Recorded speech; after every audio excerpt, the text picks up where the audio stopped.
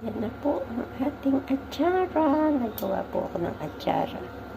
Meron po yung garlic, bell pepper, ginger, vinegar, sugar. Yan po ang atsara ni Nanette.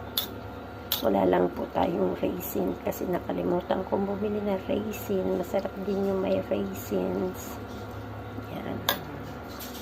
Yummy, yummy. Yan po ang ating atsara po today na ginawa. Kailangan isok po siya para yung papaya ay malutong. Hindi siya yung malambot. Yan. Kailangan lang pong babadin dyan para talagang siya ay yung asim at tamis ay magsama.